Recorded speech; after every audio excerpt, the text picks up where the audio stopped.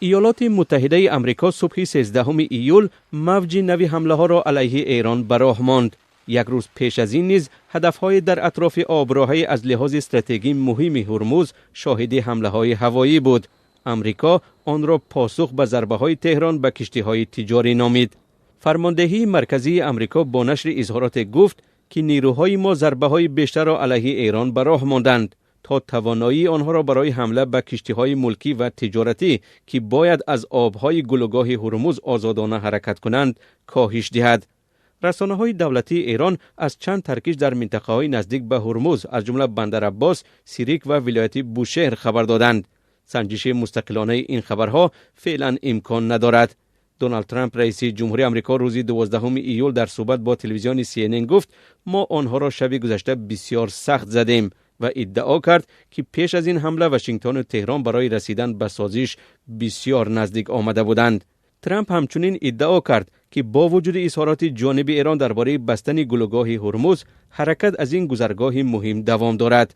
فرماندهی مرکزی آمریکا نیز گفت که این گذرگاه آبی که توسط آن 20% از نفت خام جهان انتقال می‌یابد برای حرکت کشتی‌ها باز میباشد. یک مقام ارشد آمریکایی به خبرنگاران گفت نیروهای ایالات متحده در حمله‌های شب گذشته رادارها، سیستم مشاهده‌های بحری، انبار موشک و پهپادها، مکان استقرار موشک‌انداز و هم موشک‌اندازهای زمین به هوا را هدف قرار دادند تا اقتصاد نظامی ایرانی‌ها را سست گردانند. مطبوعات دولتی ایران بعد این حمله‌ها از ترکش‌های در قسمت‌های جنوب کشور خبر داد. ایریب یا شبکه بین المللی تلویزیون ایران گفت در بندر عباس صدای 3 ترکش و در سیریک صدای 2 ترکش شنیده شد. همه آنها در بلندی از باریکه هرمز جایگیر می باشند. ایران در پاسخ به سمت کویت که یک کشور غنی از نفت و همپیمان آمریکا دانسته می شود حمله های جوابی انجام داد. جمهوری اسلامی اینچنین به قطر ضربه زد که در گفت و شنیدها نقش میانجی را اجرا می کند.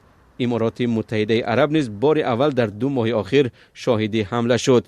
تفسیه عملیات حربی در حال است که ظاهراً تلاش‌های دیپلماتی در عمان دچار ناکامی شدند. تهران گفت که وزیر کارهای خارجی ایران عباس عراقچی با همتای عمانیش سعید بدر البوسعیدی ملاقات و راه‌های حرکت امن کشتی‌ها را توسط آبراههای هرمز بررسی نمود. از این پیش عمان گفت مذاکره‌ها با ایران در سطح فنی و هم سیاسی با هدف رسیدن به سازش مطابق به قانون‌های بین المللی در رابطه با گردش‌های بحری کشتی‌ها ادامه می‌کنند.